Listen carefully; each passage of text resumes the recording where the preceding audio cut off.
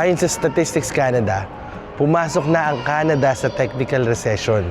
Bumaba ang GDP ng 0.1% sa first quarter ng 2026. Sumunod sa 1% decline noong fourth quarter ng 2025. Dalawang sunod-sunod na quarter na negative. Technical recession na yan.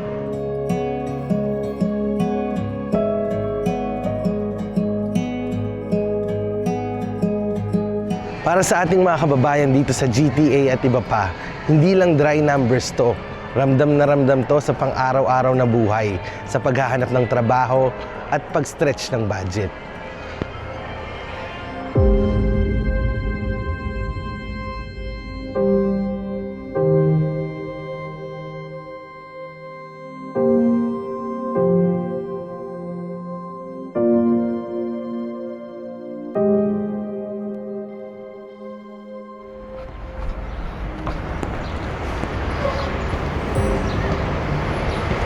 Sa details, flat ang GDP growth noong Q1.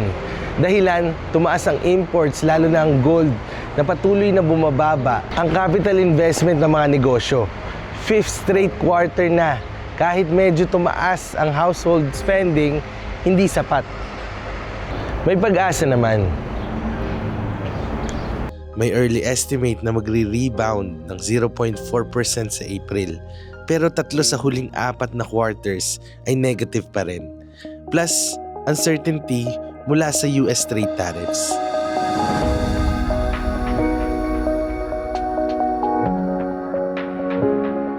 Hindi ito unang beses. Noong 2020 dahil sa COVID pandemic at noong 2008 to 2009 global financial crisis, parehong nagkaroon ng malaking pagbagsak ang ekonomiya.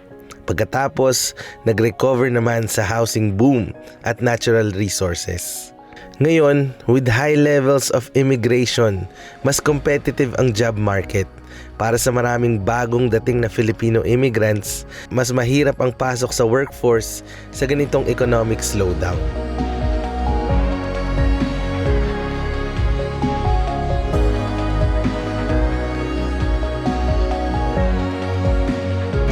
Sa bigger picture, pinapakita nito kung gaano ka-vulnerable ang Canadian economy sa external shocks tulad ng trade tension sa US.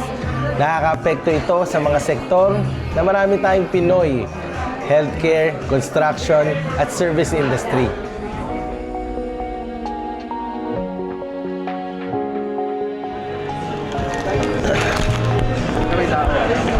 May political angle din.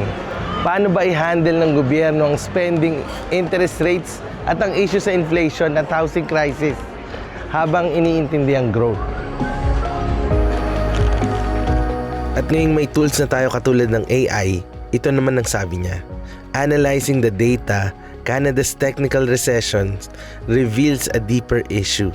While immigration boosts population and consumption, stagnant productivity and business investment signal that the economy isn't building sustainable long-term strength for all residents, including new Canadians. Para sa akin, yung point na yan ng AI, totoo talaga. Bilang Filipino-Canadian, nararamdaman namin na kailangan nating maging mas flexible, maghanap ng extra skills o side income. Kasi hindi na sapat ang dati nating plano dito sa Canada. Kaya bilang komunidad, kailangan nating mag-adapt at mag-isip. Hindi lang kung paano tayo makakasurvive, kundi kung paano magiging mas matatag tayo sa ganitong sitwasyon. Dito sa Canada, maraming mga Filipino na kung saan nagtatrabaho. Kasi meron ngang thinking dati na pag masipag ka lang is magsasucceed ka. I think para sa akin, true pa rin naman yan hanggang ngayon. Kasi may mga nakakita tayong mga newcomers, may mga kakilala kami na talagang nagsasucceed pa rin sa business. Nakakahanap pa rin sila ng side hustle or nakakagawa sila ng sarili nilang business. Maglalagay sila ng mga produkto nila sa marketplace or yung mga services nila sa marketplace. Tapos nakaka-succeed pa rin sila.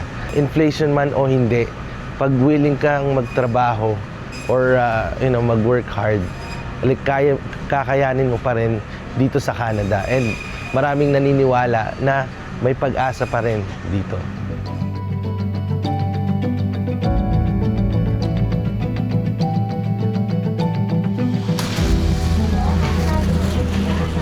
Sa huli, ang pagiging Filipino-Canadian ay tungkol sa resilience, bayanihan at pagbuo ng mas matibay na future para sa ating pamilya at sa susunod na henerasyon. Magkakasama tayong haharapin to.